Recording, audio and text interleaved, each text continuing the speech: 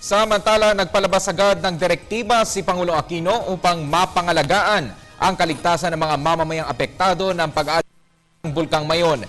Iniutos din ng Pangulo ang pagpapadala ng 2 chopper ng Air Force upang makuha ang mga biktima. Sila na Luna nag-uulat.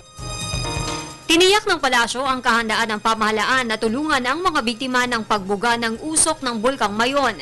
Ayon kay Deputy Presidential Spokesperson Abigail Balte, nagpadala na sa lugar ng 2 choppers ang Philippine Air Force. The focus now is attending to the injured and of course facilitating the repatriation of the fatalities. Kasabay nito, sinabi ng palasyo na direktiba ni Pangulong Aquino na alamin kung ano ang nakapaloob na patakaran sa pinapatupad na 6-kilometer danger zone ng Bulkang Mayon. The permanent danger zone, the 6-kilometer permanent danger zone was established. What does it mean when it's a permanent danger zone?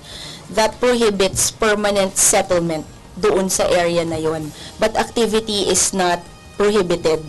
What we understand is the local government has restricted activity. And the President wanted to know kung ano yung mga parameters because the 6-kilometer danger zone is something that is enforced by the local government. So sila po yung toka doon sa pag-enforce to make sure that nobody gets hurt.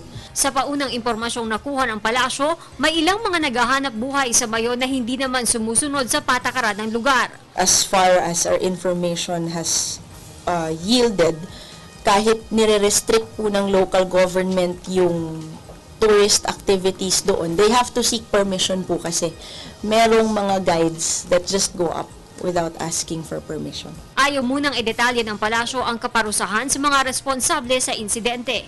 Hihintayin muna ng ehekutibo ang resulta ng investigasyon. Para sa Telebisyon ng Bayan, Elena Luna.